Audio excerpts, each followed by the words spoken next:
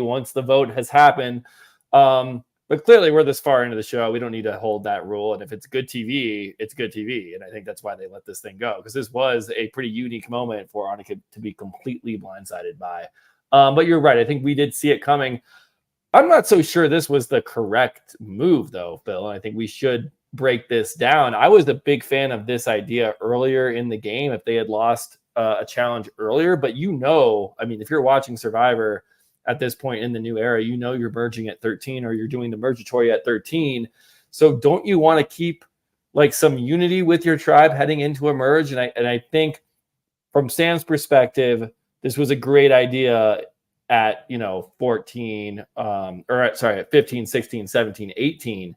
But to do this now, I don't know. I almost feel like now you've just burned Rachel. Can you really even rely on Andy? Like Andy, yes, he's loyal to you, but he's kind of a messy, sloppy, wild card type of player. And so now it's just here and Sam going in with, I think, fewer numbers than if they just voted out Andy. They haven't really made any waves with their current tribe, and they're going in 4 strong. I couldn't agree more. I really couldn't, because I've been saying I thought you were going to take the other side of that. No, and that's why I'm happy. I'm so happy that you brought this up first, because then you couldn't just senselessly disagree with me like you like to do sometimes. And now we have to agree. We don't have a choice, because here's the thing. I agree with you. Like when I'm watching this, I think for Sam, the move that makes the most sense is you want to keep the numbers on your side, right? And if you were to vote out Andy, you guarantee the best you can do at the next tribal council is 2-2. Rachel and Anuka, from what we were watching in the edit, were inseparable. We know that the breadwinners exist. Sam knows that the breadwinners exist. So you want to get rid of this number. But like you said, if you're assuming that in the new era, we're going to get a final 13 merge, which has happened every season of the new era, right? Am I wrong on that? I think it's every season of the new era. Or was it 14 once? No, I'm trying to think. It's always been, because they do 6, and one person, season 41, 42 was our last time. We'd send one person away, 2 tribes of 6. That's 13. So, yeah. And then maybe it happened at 12 in one of the seasons. But, I think at this point, you're pretty confident in a merge at 13.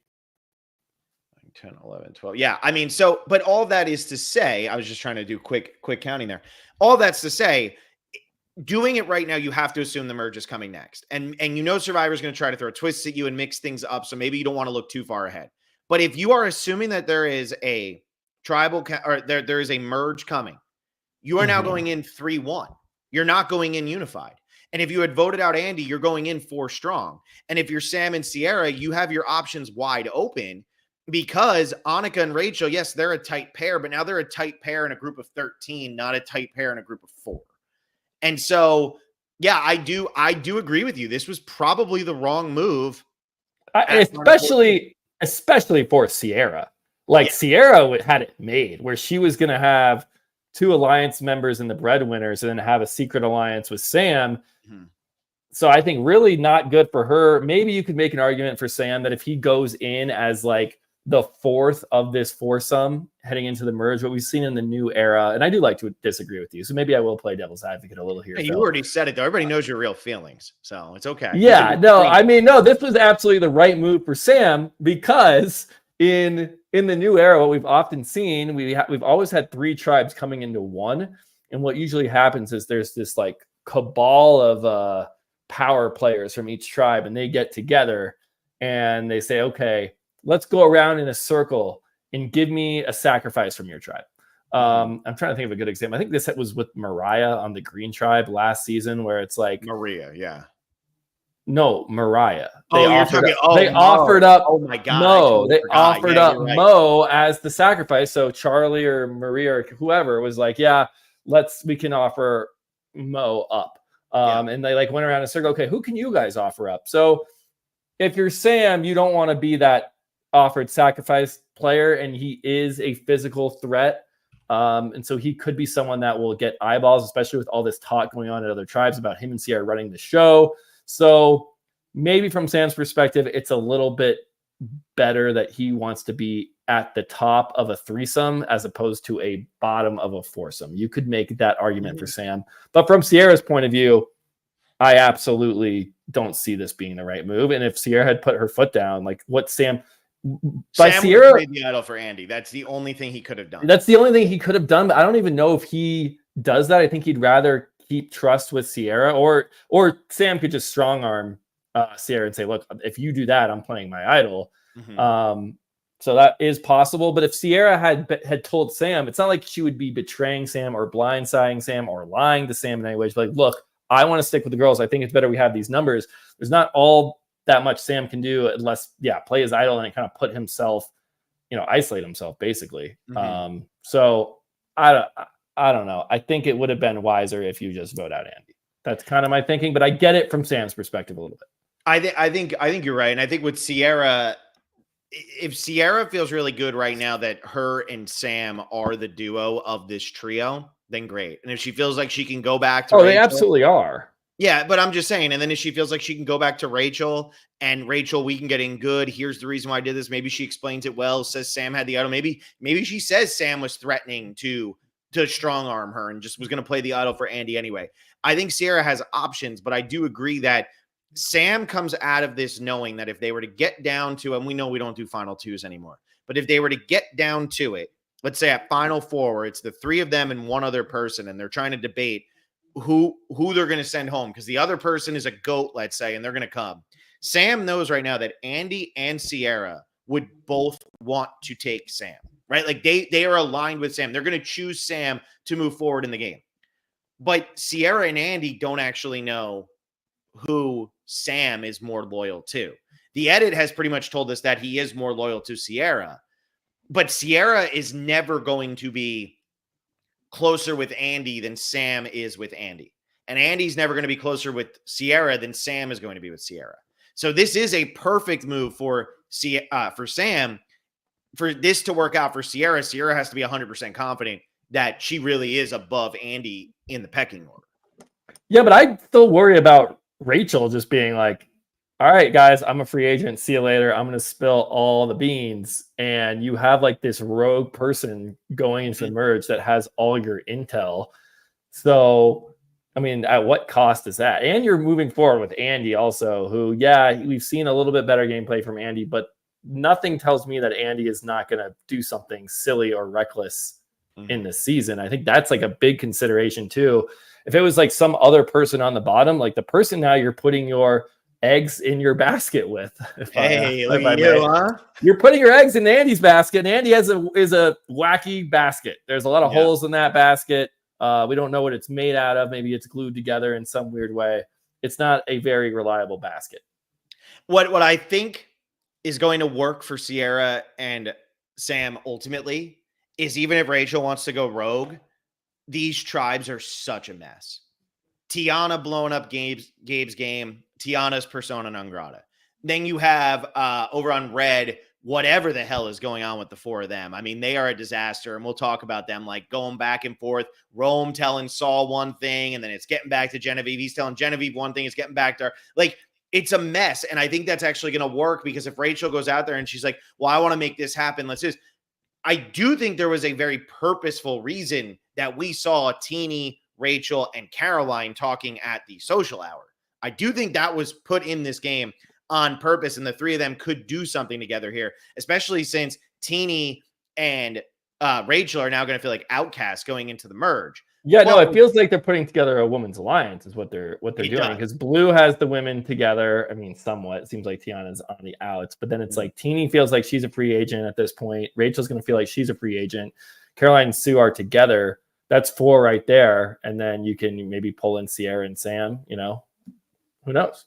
Yeah, no, and I just think Rachel, probably it's in her best interest to not burn every bridge with this yellow tribe. Oh yeah, I think we see this all the time, where it's like, I mean, we saw Gabe do it today in a confessional, where it's like, oh, we're good, and then in when they're talking to the audience, it's like, I will never trust that person ever again. Yeah. When we saw Rome do it, we had the same confessional with Teeny. Like Rome makes up with Teeny, but then tells the audience, I do not trust her anymore. She's broken my trust. So I think Rachel probably, that's the right way to play Survivor. Like, don't do what Sue did with Kyle when Kyle wrote your name down, because that was the plan. Like, what'd you expect him to do? Like, don't hold against people. like publicly, but if you want to take out revenge or if you want to use that as intel of like how much can I trust this person, then that's the right way to play. Like, don't blow it up. Yeah. No, I agree with that. What do you think about Anuka? Anuka goes home here. I gotta say, Phil, heartbroken. Like, fantastic episode, by the way. I don't know if we've said like this was another like top tier pre-merge Survivor episode.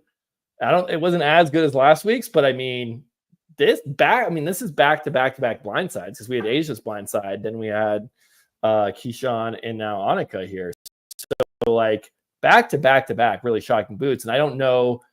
Again, we can debate how correct this move was, and maybe it wasn't, but we can be sure that it was good TV. It was very fun to watch. Yeah. Well, and the reason I was asking with Anuka, I said this last week on the on my after show, which, you know, for our patrons, patreon.com/thespecialist. I said this last week, what is really working with this season. I think the editors have really learned this with their 90 minutes now and having multiple seasons of 90 minutes. They have learned that Survivor is at its best when we care about as many people as possible. Too often in the pre-merge of seasons, we would care about one half of the two people who could potentially go home. And therefore, when somebody goes home, we say, who really cares? Didn't know them that well anyway. That could have been the case with Saul, had Saul gone in week 3. Last week, Saul's edit was big enough that I think we would have felt his absence had he gone. But that's what they were doing in the past. And now what they've done is, like, when you have Asia, Rome, Teeny, Keyshawn, you know those people all so well that when one of them is going to go home, when their names are on the chopping block, you're invested in both sides staying. And so that's what I was going to say with Anuka. Like, I related to Anuka. Like, I liked Anuka on this season. I thought she came out, she was playing super hard, loves the game, I think had a lot of good ideas and was playing a good game of Survivor.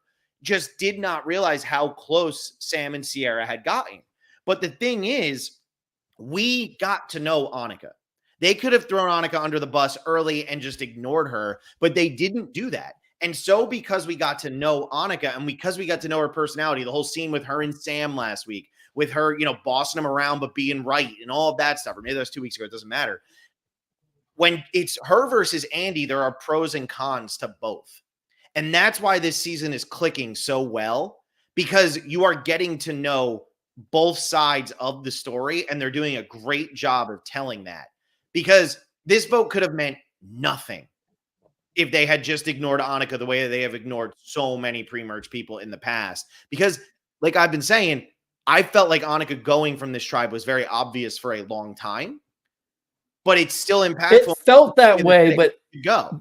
It felt that way, but I was even like, as the third vote was being read, and that third vote was obviously going to dictate where Sierra and Sam's votes were landing, I was like, there's a chance it's Andy, and they do it just because we were so close to the merge. Now I'm sitting there thinking, I mean, the right move here is just get rid of Andy. Like, and maybe this blindside is being built up. And what I loved about the editing and the storytelling this episode is the segment with Andy during the build to tribal council. Like, I don't think we've ever seen a scene like this before, where he's putting together this big decoy plan, but as the audience, we're usually either in on that he's in the right and he's trapping them, or that he's the one being fooled. You're usually in one of those two camps. What made this so great was you're watching this and you're like, there's a chance Andy is getting blindsided tonight. Like, there's a chance he's the one that's going to go home, or there's a chance that what he's doing is actually having merit, actually making Rachel and Anuka feel super comfortable, and he's actually masterminding these conversations and plans, which is absurd because it's Andy and we've seen how chaotic he's been. Mm-hmm. But then you're also like, but he just might be going home. Like, is this all for nothing? Like, it was such a fun perspective to have when we didn't have all the information, and it would make sense either way as being a really fun scene. So I love that. Owen tweeted about it and said it reminded him of the Anatomy of a Blindside confessional sequence that Jesse had, where Jesse was going through and he was kind of laying the groundwork for, I'm going to do this, and then you're supposed to do this, and then you're supposed to do this. And it was really laying out how to orchestrate a blindside on Survivor. That's kind of what this had a little bit of a feeling of, because it did have Andy being very much the one telling us what was going to happen. And especially now with it coming true, he looks like he's so on top of it and so intelligent. And they didn't break away. They didn't give Anuka her like rebuttal. It was just, I'm about to pull one over on her, and she has no idea what's coming. And so, like, she's underestimating. Yeah, us. but She's there was underestimating a lot of people. right, and that could be true. But what was so good was that there was a very real maybe you didn't feel this way. I felt there was a real possibility that the show is putting this scene together of Andy saying how smart he is only to get voted off, and it being a very comical scene when you look back on it. And it's like, oh my gosh, the irony, and that he's putting together this mastermind blindsided plan when he's the one actually being blindsided. And I think that was way more of a possibility than it was during the Jesse one, where it felt like the Jesse one, okay, we're just going to watch Jesse cook. The show loves him. There's no way Jesse was going home. Whereas like here, you're like, should we be trusting Andy as a reliable narrator for strategy at this point? Like you did not actually know. And that's what made the scene so fun. Mm-hmm. No, I agree. And I think that's where Andy's been a lot of fun on this season in general is we don't know what to trust with him. We really don't. So yeah, let's talk about this twist. Really hyped up. What'd you think? I love this twist. I have a lot of thoughts on the execution of it when we get to the social hour part. But I think we've always enjoyed like mingling of tribes, maybe not journeys because it's just one person from each tribe, but like when they did the summit back in Millennials versus Gen X, I mean that's 14 seasons ago at this point, which is crazy. But like we were a fan of that then, and any times you can intermingle the tribes before the merge, we usually are fans of that. I really like this, and I think the best thing about this was that they didn't add another layer where like we're gonna hide an advantage at the sanctuary, or like you're gonna have this extra step and there's gonna be you might lose a vote, or like what I mean, with all the new era shenanigans that get thrown in. That this was straight up, this is just a reward challenge. Like this isn't that crazy. We're just gonna do a reward challenge with 2 random tribes, and you'll go on reward together, and that's fun. And you do need to do this pretty late in the season to make sure that everybody already. Like you can't be doing this with like 9 and 9 people, or that would be the first episode. That's way too early. And I like that this was 7-7, right time to do it. So yeah, I love the twist. I don't know, what did you think? I thought it was great. Yeah, I thought it was fantastic. The thing for me is the fact that the reward was what the reward was is what makes the twist work. Like in terms of them running the challenge, whatever, I don't really care. But the fact that you got them intermingling and it's right before the merge, I think this is a lot of fun because this is really establishing, the inner workings of every tribe, and it's allowing some people to lie, some people to tell the truth. I also like that the losers all went back to their separate tribes. So losers don't get to interact at all. So there really is a huge advantage to this. And I agree, like having no extra twist or anything like that was the best part. Important. It's so important. Because I thought there was no way that was going to happen. I thought they were going to get to the sanctuary. There's going to be a note or a letter, and it's going to be an eye roll of like, do we really need to read more notes and run around the sanctuary looking for coins or dice or keys or whatever? Just let the players socialize and have fun. So yeah, absolutely. That really was my big takeaway with it. Mm-hmm. Yeah. And so what did you think about the way it shook out though? So they all draw rocks, and it could have been that we could have had all 5 people from one tribe just end up doing this. Do you like that it was 100% random in this situation? I mean, I don't know really what else you do. You could do a draft and then you're drawing for rocks for the captains anyway. I don't mind doing it random here because it's a random mishmash anyway. That's like the whole point. It's a mixer essentially. So I don't, and it's not like you're picking tribes. We always say with tribe swaps, man, if they do a tribe swap, can we do it besides random and actually let the players have some like decision power here? But this is like a one-off reward. I have no problem with it being completely random. What I do have a problem with though, Phil, is like, okay, first of all, we're calling it social hour. Why can't we call it happy hour? And why can't we give them booze, especially if the whole point of this is information sharing? Like, and they got a dry hot dog, dude. Everybody got one dry hot dog. I was gonna get there, Phil. But first of all, give them some booze. It's basically you're calling it a social hour. It's a mixer. Just call it a happy hour. Get them some beer or some margaritas or whatever. I don't know. Like that, if this is the whole point, is socializing and mingling and sharing information. throw some booze in there. I don't know why that wasn't there. Confusing. Then they each get one hot dog and it's no condiments. And TD even comes back. She's like, yeah, there wasn't any potato salad. Give them the potato salad. Make the thing awesome. Make this like, because this is a twist that they could keep doing and bringing back, like Survivor Happy Hour. And it's something, and if you make it look great on TV and you make it look like you get burgers, dogs, potato salad, mac and cheese, chips, beer, booze, like, then the players are going to play hard and want it even more. And it'll be even more devastating when you lose. It's like the reward aspect of it at the Sanctuary was so thin. And it's like, why give them one hot dog? I know it's like 26 days and you want to feed them, but just give them a happy hour, man. Also, like, if you have 6 hot dogs, your stomach's going to hurt so bad when you've eaten nothing else. So, like, it's a punishment. But Michael Wild here, vegan hot dog with no condiments sounds more like a punishment than a reward, to be honest.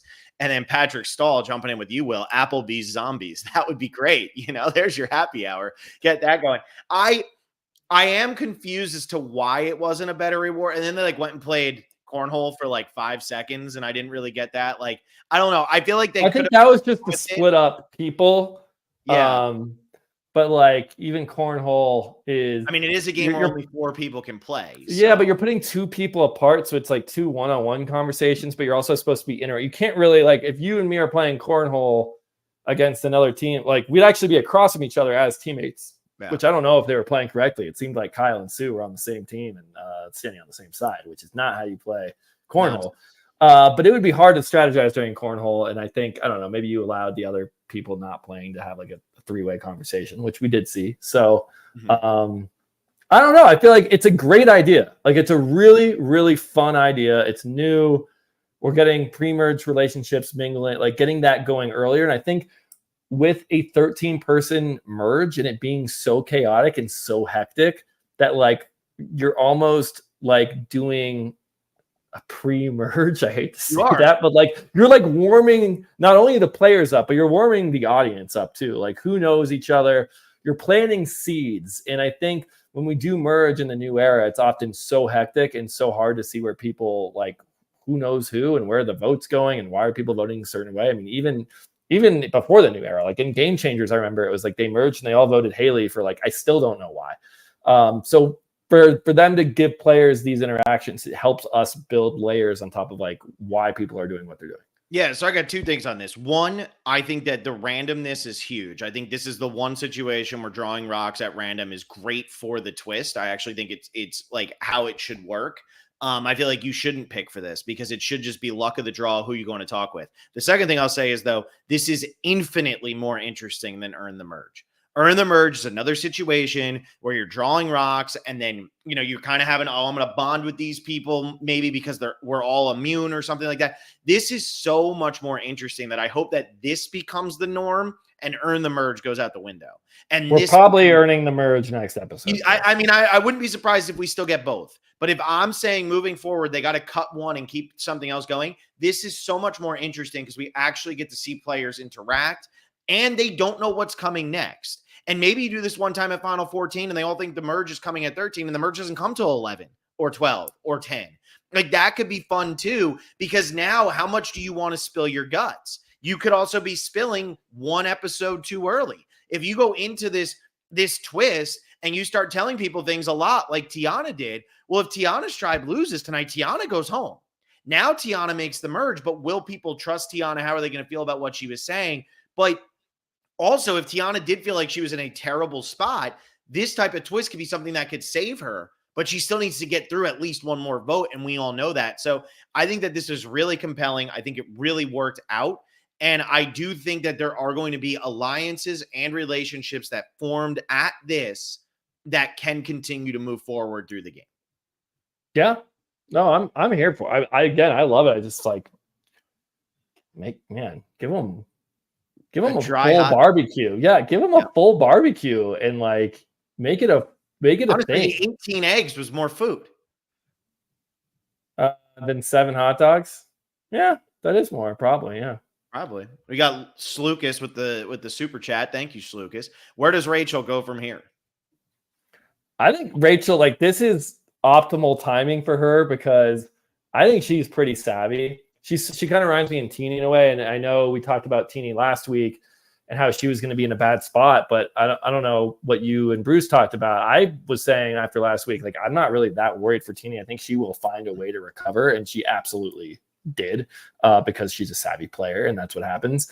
And I kind of feel the same way about Rachel, that Rachel won't make a big scene, won't burn bridges, and then she can now go to other. She already established a relationship with Carolyn and Sue, or at least it seemed that way from the mixer or the social hour. So I'm really not that worried about Rachel. I think if she needs to, she can go back to her yellow tribe and be like, guys, you blindsided Anuka, you didn't blindside me, I'm here to work with you. Or she has other options on other tribes. She can throw them under the bus. I think she's got like options, and that's what you want on Survivor. So I'm not that worried about Rachel. If you're going to have something go wrong, you want it to go wrong as close to the merge as possible. That's my feeling. You want a big change to the game when you find yourself at the bottom or the game's going against you. And I mean, there is maybe, again, if it goes to this new era thing of like everyone just pick someone from your tribe to nominate as the boot, then Yellow would say, yeah, Rachel is like the one. And that could be like the thing working against her. And maybe she goes home. But I think she's good enough of a player from what I've seen of her that she'll find her way out of it. Yeah, I think she's going to be fine. And I think there's plenty of options because, again, none of the tribes are going into this merge being like, woohoo, we're all so united. All of us are working so well together. There's somebody who's an outsider on every single tribe. There are dynamics that are not working out for everybody on every tribe. So, yeah, I mean, I really do think that Rachel's going to be fine next week. Like, I will not be putting Rachel at the bottom of my power rankings by any means in this upcoming weekend. Who are you putting at the bottom? I don't know. Or we have to wait till Sunday. People have to find out. I don't actually know who my guest is this week, so we'll have to see what happens. I know. I had one lined up, and then they had something come up. So now I'm scrambling last second, trying to. Maybe I can be your guest. You might have to be the guest. I might, if I need to be the guest, then we'll have to get maybe we can get one of your friends to be a guest too. Here's Jayburn Aquatic predicting the winner will be Kyle, Teeny, or Saul. What do you think about any of that? I don't think Kyle has the game to win, honestly. Like, I think he's a nice guy. He doesn't know Survivor well. And that's the new era. Teeny, definitely possible. Saul, we got a lot from Saul tonight that I actually really liked. I think Saul is kind of a sleeper winner at this point. Like, I don't fully see it as much as Teeny, but I wouldn't rule Saul out like I would rule Kyle out. I think Teeny, Saul, Kyle. I don't see Kyle. Cool Shot 77. Andy now is the best voting confessional in the new era so far after tonight. Agreed. ? He didn't even have the best confessional of tonight. The best confessional of tonight was Genevieve. Genevieve with the eye roll. No, he's saying voting confessional. Oh, voting confessional. Oh, I missed the word voting. I'm exhausted, dude. All right, voting. What was his voting confessional? I don't even remember it. Oh, no, I do. He said, I have been throwing you under. I have been doing whatever for 10 days. Something about 10 days or a long time. I've been on the bottom or something, and now I'm coming after you, or like something like that. Yeah. It's just so I never know whether to like take Andy as a serious player or if he's the one getting bamboozled. I mean, obviously we know the results tonight, but I still, moving forward, I don't know if I can fully trust What Andy. are you giving Andy's chances of making final three? If he makes final three, there was Zach burying you for 10 days, and this is your tombstone. That is there. We go. Like, is that even? It's almost great because it's Andy and it's a little cheesy. It's like, I'm burying you, and this is the tombstone. Like, it's on. I don't know if it's like that hard hitting, but that's what makes it so funny. Yeah. If Andy, hey man, Andy, if he gets to final three, like, is there a shot Andy wins? No. I don't think so. His story would be so remarkable. Like, I had a breakdown at the first challenge, episode 1, going to tribal council. I could not fit in, and I worked my way through this game and voted all you out. And I'm sitting here. I don't think that people are going to connect with Andy in a real enough of a way to give him the $1 million. Yeah, maybe. I think his social game is going to hurt him pretty bad. Yeah. I'm rooting for. I mean, it would be just an absurd story if Andy wins this season. But it's also like it would actually be like an incredible story in season if he finds a way. But like you're saying, you don't know whether to take him seriously or not half the time. I think that's how a lot of this cast probably feels too. Like how seriously, like Anuka wasn't taking Andy seriously. Rachel, and look what happened to her. Yeah, exactly. But are you going to then turn around and vote for that person to win? Or are you just going to be like, nah, I'm not going to give it to Andy. I don't want him. I mean, I love that. The Andy Gabler, Zayden Rusicki, the Andy Gabler. I like that. I mean, maybe. Yeah, and then somebody here, Mr. Manny says, D's Play Your Damn Idol is better. The D's Play Your Damn Idol is a great voting confessional for sure. Let's talk about this dynamic over on Red, since we've been talking so much about Yellow. Over here on Red, we have Teeny desperate coming back. Rome pretty pissed at Teeny, even though Teeny couldn't vote, which I thought was interesting, like how mad Rome was. And he was like, I thought you said you had my back, blah, blah, blah. And it's like, well, Genevieve was feeding me that same information. I didn't even vote tonight. If you guys would have told me it was Keyshawn, maybe I would have. Like, you know, I thought that was But Rome, and I'm actually surprised, Rome, because Rome was being pretty gullible through this pre-merge, especially when he walks up on Teeny showing Keyshawn his box and like being like, oh yeah, I trust you guys completely. Like Teeny pulled one over on Rome, and Rome called it out very specifically, which is you knew the plan was on me. That was the vote that Keyshawn was putting together. And I know you can't vote, but you did not come and tell me. What's your answer there, Teeny? And there's not really a defense. And Teeny's smart. She said all the right things. I couldn't vote. It was Keyshawn's plan. I didn't know what to do. And Rome's like, yeah, but you could have come and told me. If we're number one allies, you come and tell me. If like, come on. And that's why when Teeny's talking to Genevieve, Teeny's like, what am I even supposed to say to her? Like, there's nothing she really could have said. And I think she did a good of a job as she could have. But yeah, I mean, Rome has every right to be like, I don't trust you. No, and I agree. I think Rome has the right. I was just surprised how annoyed he was with Teeny, considering Teeny didn't actually write his name on parchment. So I thought that she was in on the plan to vote him out. It's not that different. It's like, I don't know. Just because you couldn't vote doesn't mean you. How many votes did Rome get at that tribal council? How many votes did Rome get? 0. But if Teeny had a vote, who was she voting for, Phil? She was voting for Rome. There you go. So she was in on the plan, didn't tell, like, that doesn't matter. And Rome's smart enough to know, like, I don't care that you never vote. Like, if you did have a vote, you would have written my name down. You know? Yeah.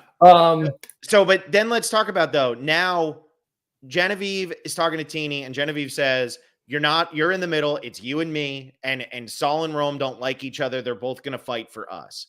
Okay, I kind of agree with that. Then we get Rome going over and talking to Saul and saying, look, man, like, I'm going to spill everything to you. Genevieve doesn't want to work with you, this, that, whatever. Then he goes to Genevieve and starts talking crap about Saul. What was the plan here? I think the plan is Rome basically wants to be, Godfather, mastermind, all this, where he's number one. Everybody is his number one, basically, where it's like Saul can look at Rome after that conversation, and Saul goes, you know what? Rome just told me all this honesty and this truth, and he has my back. And you know what? Rome's now my number one guy. Yeah. Then he can go to Genevieve, same story. Maybe he tries to repair with. I think that was Rome's goal, that he basically just wants to be in with every single person, so that if his name ever comes up, one of his number one allies will let him know, like Genevieve let him know last week. But this is going a little too far with this. I don't think there's no reason to spill everything to Saul, especially you're not going to tribal council yet. Like, maybe if you had a scramble, you're sitting pretty, you're in the numbers. You just survived a vote out where, Saul wants you gone a little bit. Like, let's not forget Saul and Rome were enemies last week, and enemies the entire pre-merge. Mm-hmm. So Saul is still like someone who should be on your radar as a threat, as someone who's going to write your name down. We know Teeny was in on a plan to write your name down, didn't tell you. And that's half the people on your beach. So I think you've got to be a little bit more careful here. But how impressive is Genevieve, how she handles the conversation with Saul? Genevieve. Who? Oh, yeah, purple Genevieve. I don't know who that let's not, because there might be people who are tuning into us for the first time, and like, we don't want to spread. I can't troll the people who were so stupid on this. Come on, I have to be allowed to troll. No, Genevieve's Genevieve's great. Like Genevieve, like amazing. Like she is like the ideal Survivor player, and I don't know if she's going to win because often in the new era, like the best player doesn't win. It's like so, yeah, it's like so chaotic and random. But like from what I've seen so far, she is the best Survivor player this season. I totally agree with you. Genevieve is doing such a good job of allowing people to talk at her, right? Like Genevieve is allowing everybody to spill their beans. And then she's turning it around and she's able to have all the information when she goes into every single conversation. The tribe is running through Genevieve. Rome is going to Genevieve. Saul is going to Genevieve. Teeny is going to Genevieve. When Rome goes to Saul, the first thing that Saul does is go to Genevieve. Like everything is going through Genevieve. But the best part is she's so casual about it, and it's not obvious that that's happening because she's not going up to anybody. Like it's not like Rome being the instigator or the person initiating these conversations. People are coming up to her, and she's sitting back like, "Oh, really? Rome said that? Well, Rome just told me that you are putting Teeny's name up there really hard and pushing Teeny." So I was like, huh? What? Like Genevieve, like she was not when Saul came to her and said, "You don't want to work with me." And she even has an amazing confessional where she's like, "Yeah, I don't want to work with Saul. I don't have any plans." But that was the best confession. I can't have him know that. Yep. Like the way her face reacted and her body react, she was just leaning back and just like chilling out. And so casually, it was like, huh? Yeah. And like did not go, "Oh, I'm sorry. Like she just played it off so cool, as if Rome had completely made that up. Yeah. When Rome didn't make that up. Rome was telling the truth. But Saul walks out of that conversation trusting Genevieve way more than trusting Rome.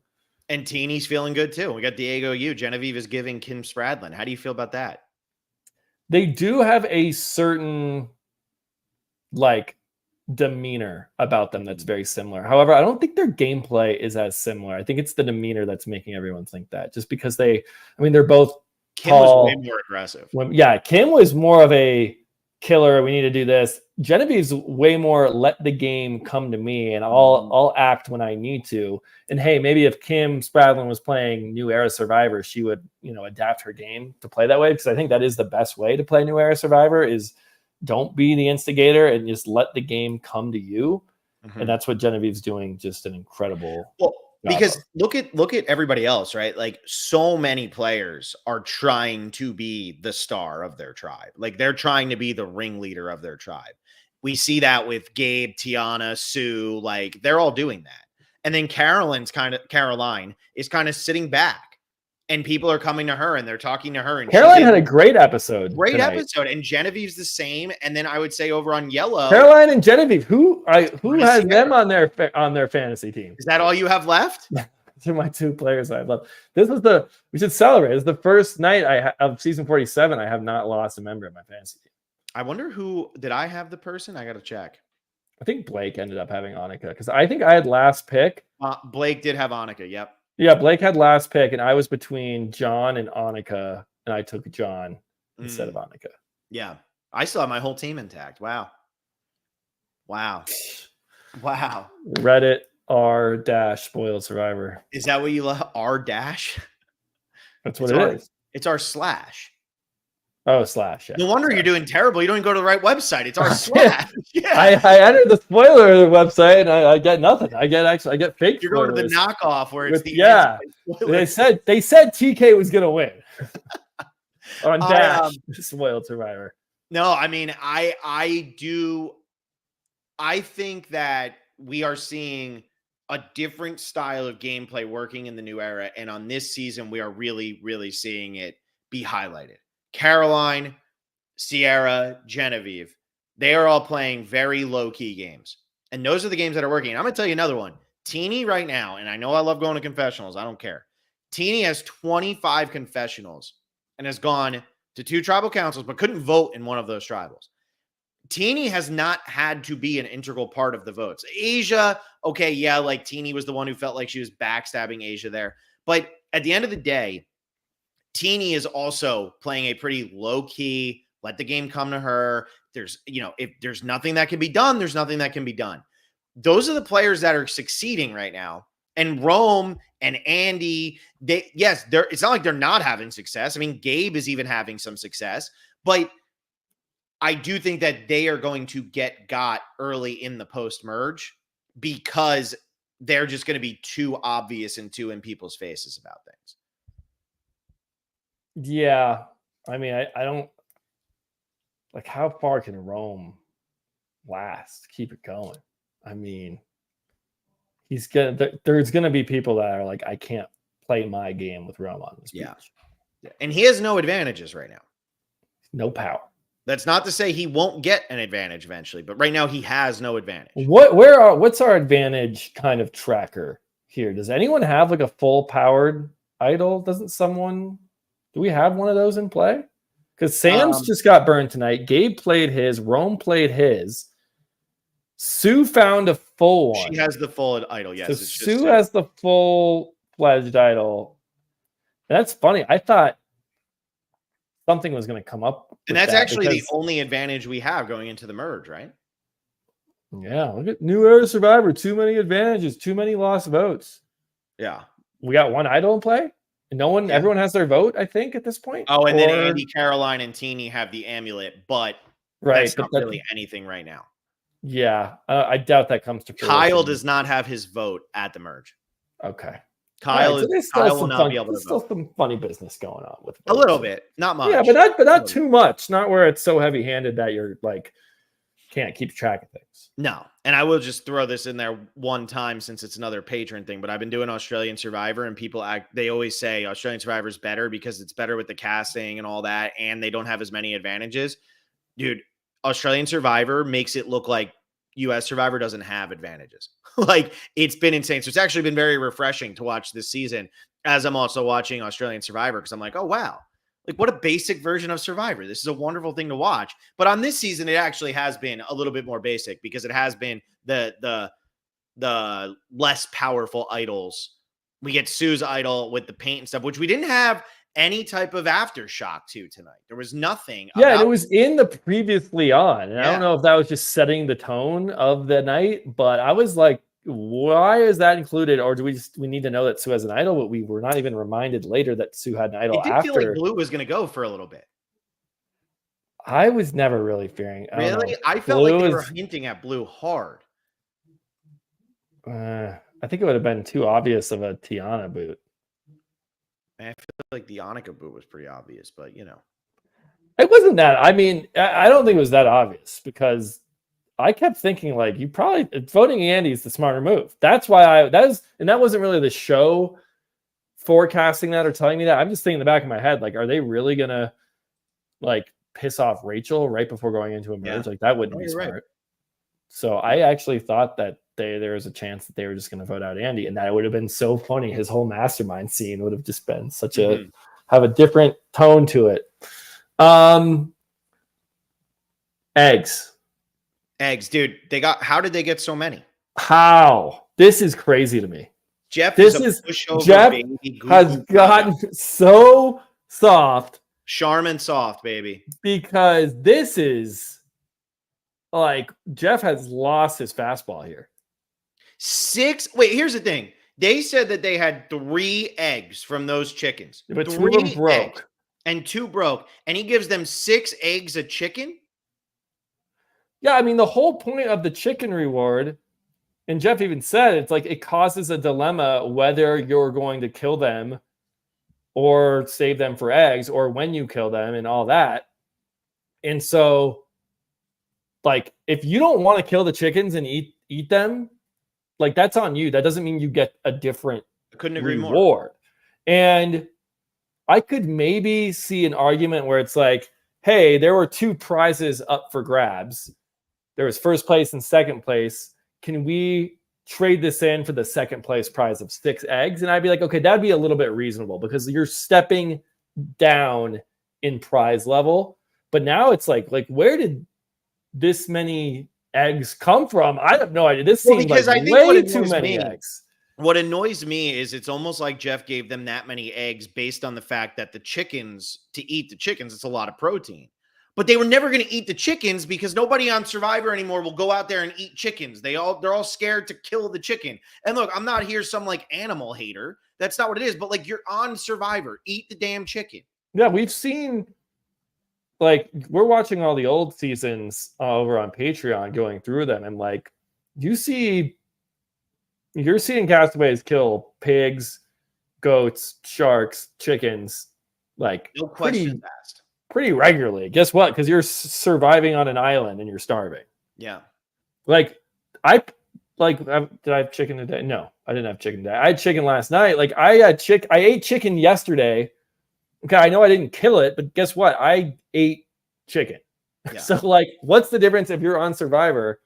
I know someone has to, like, pick one person on your tribe to do it, and then, yeah, that's it. Like, Courtney Barres, they don't know the Sia money is done yet. It's facts. It could be it, where Sierra's just like, I'm going to be the one who saves the chickens, and then I get to Sia money. I mean, that really could be it. But it's absurd. If this was an older version of Jeff, he would just say, are you guys kidding me? If you don't want to kill the chickens, that's on you. Let's get to the challenge. Yeah, that would have been it. And again, I think the only thing would be like, can we swap it for the second place prize? Because we are moving down a tier, and that is usually allowed. I mean, we were just watching Guatemala when Jamie, he steps down to the bottom tier in the tiered reward challenge in Guatemala, and that he was allowed to do that. And you can always take a lower prize level. So maybe 6 eggs. That would have been it, though. I would have drawn the line there. I was frustrated. I'm going to be honest. I thought it was weak. And the thing is, like, if they're never going to eat the chickens and Jeff's going to be like, oh, well, we'll give you the equivalent of the chicken. They were never going to eat them anyway. And like, that's on them. And that's not on anybody else. And I honestly think we'll never see a chicken reward again for as long as the season goes, or as long as the show goes. We'll never see another chicken reward because it didn't work this time. And we're at the point now where they're casting. Look, and like, I'm not opposed to people being vegetarian and vegan. Like, that doesn't matter to me. Like, go ahead and be that. But I also feel like if you're going out onto Survivor, you have to understand like what the situation is. And maybe you're not that hungry, but if you're that hungry that you want 24 eggs, I'm Jeff. I'm saying, nah, screw you. You don't deserve the eggs. Like, yeah. And like, what happened? This was what you got. What happened to the new era being the hardest version of it? Like, where Jeff should have bring the bite back. I don't like hot dogs. Could I get a buffalo chicken sandwich instead, Jeff? Can you bring that over? Maybe a side of fries too and a milkshake? Like, what are we doing? Some potato salad and some beer? Because I don't like hot dogs. And I think that would be a good equivalent. You don't like hot dogs, Phil? No, I love hot dogs. I know you love hot dogs. I'm just saying. And that Carnies, baby. Carnies. That Carnies, baby. But that would be the equivalent. It would be, I don't like a hot dog, so let me get potato salad, a cheeseburger, buffalo chicken sandwich, and a salad. And Jeff would be like, well, you can't get the salad, but I'll give you everything else. Like, what are we doing? What are we doing? It's stupid. Yeah, that's soft. Yeah. I don't know. Yeah, here you go. Big Show Gano. I agree with Phil and Jeff right now. That was so soft. Remember how hard he was on Hunapu for losing that Flint? Dude, he made Drew Christie look like a fool. Like, come on. Yeah. I don't know. Yeah. No, I mean. How long until we get this? I'd like to trade a fishing gear for an idol, Jeff. Like, what are we doing? It just felt silly. Also, if you're really counting, we're spending a lot of time ripping into this, which is fine by me. If you're counting out, like, usually the first place reward is what? Like, I don't know, a quarter or like 30% better, maybe even 50% better. Yeah. Like a third better. Like, you get when it's the fishing gear, it's like, okay, the second place fishing gear, and then the first place fishing gear is maybe like a third better in size. Yeah, you're getting the Hawaiian sling with. You're getting like a couple other things. Yeah. It's not 3 times better. No. So you gave 18 eggs. Second place only got 6 eggs. So you're saying first place, the reward's 3 times better. That's never the case. That's 300%. Yeah. So no, because yeah. I mean, we'll have to see. I mean, we're not going to get any more rewards this season, but it would be interesting to go back to like episode 1 and see what the rewards that were given out throughout this season. I mean, I could look it up, but I just feel like you're right. These aren't that much better. So why is it like this? Yeah, I don't know. Let me see if I can find that. Blue Tribe. I want to give one more shout out though to the editors real quick, because I have been really enjoying what they've done this season. I think this was one of their finest moments, maybe in the history of the show. Is a good little fun moment. When Jeff starts explaining the challenge and they cut away because the chicken is pecking at Sierra, and then Jeff starts over again. I thought that was really fun. That's stuff that they would normally leave on the editing room floor. And I feel like this has been a fun season, and that was a really fun idea. And I just, maybe they've been watching House of Villains. I mean, I don't know if they've gone to that level. It did give me House of Villains vibes. House of Villains, Blake and I recapped episodes 1 and 2 last week. So we're going to be doing it again on Friday. We'll be recapping. The first episode is now on Peacock. I don't know both of them. What are they doing? What's that? It takes them long enough. It's a week after it airs. And then I believe the first 2 episodes are also on like YouTube for free. They're on YouTube. I have cable, so I can do it. I know I have cable. I'm letting the people listening where they can watch the damn show, Phil. Well, it's on. I'm just saying it's also on cable, but it's on E, right? Right. Well, a lot of people don't have cable. So if you want to watch it online, Peacock, or the first 2 episodes are on YouTube. And then come tune in. We're gonna be live on Friday recapping episode 3. The first 2 episodes are really fun.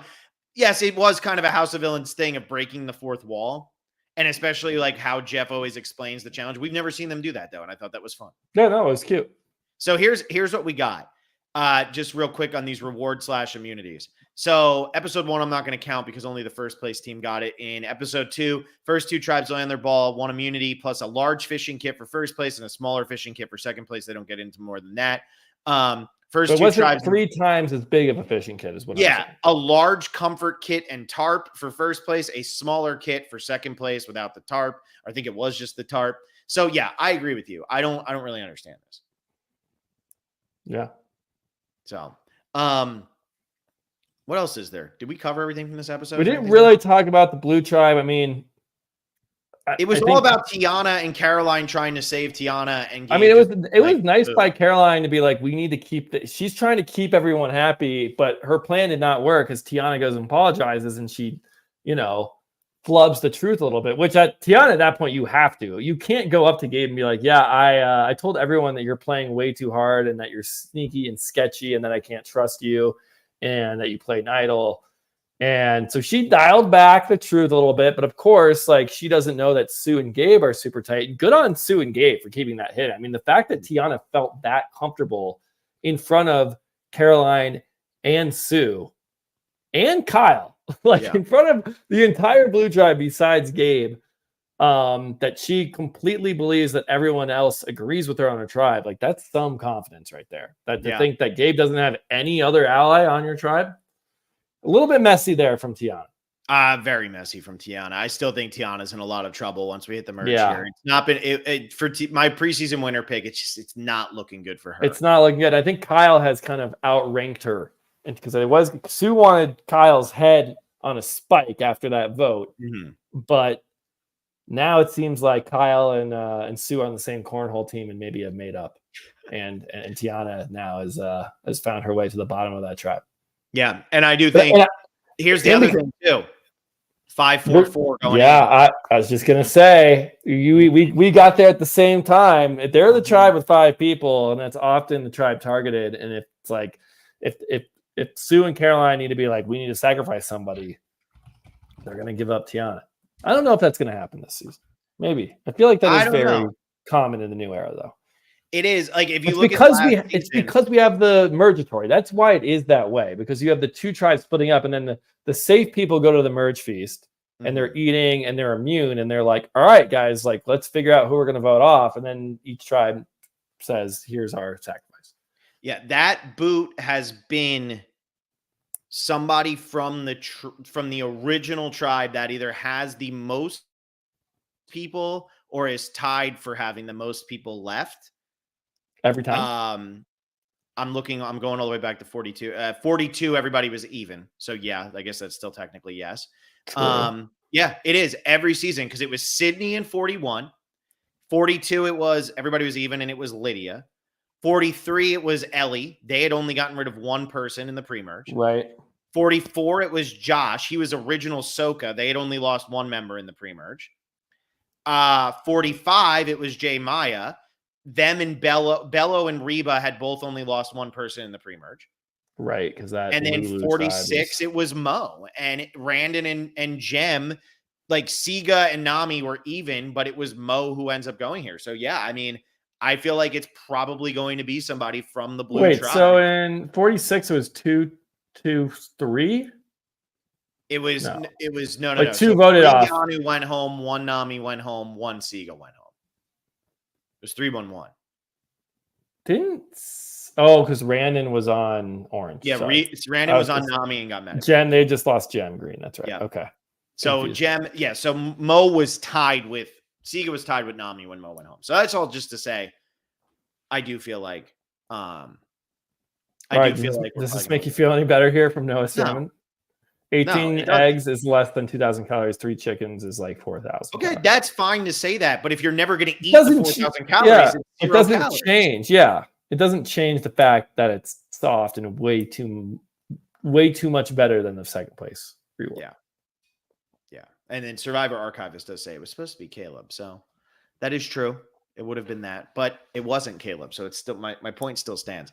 All right. On my after show tomorrow, I'll cover prop bet updates and things like that. So that'll be for the patrons. Tomorrow at 1 p.m. Eastern time, Blake and I are going to be doing Digging Deeper. So that'll be fun. Friday, I don't know the time yet, but we'll be doing House of Villains. And then some point on Sunday, I will be live with somebody. I don't know who it's going to be. Could be me, but what time? I mean, if we have to do Monday, we have to do Monday. I did Monday with Bruce this week. We got Niners Chiefs on Sunday. That's at 4:25, and I have to work till 4. So yeah, we're probably not. I'm not doing Sunday with Will. That's for sure. I mean, I'm not gonna miss us getting beat by the Chiefs 3 times in a row, 4 times in a row, actually. I know. We'll figure it out. So stay tuned, everybody. We'll figure that out. But like the video, subscribe to the channel, become a patron, patreon.com/thespecialist. And we're having a lot of fun over on the Patreon, I will say. Like we're doing, it feels like I'm doing a Patreon podcast like every other day. And they're good though. Guatemala gameplay coming out tomorrow. Guatemala theme coming out Monday. And Q&A. Location. And location, yes. Yeah, there's a lot going on. So anyway, thank you all so much, and we'll see you next time. See ya.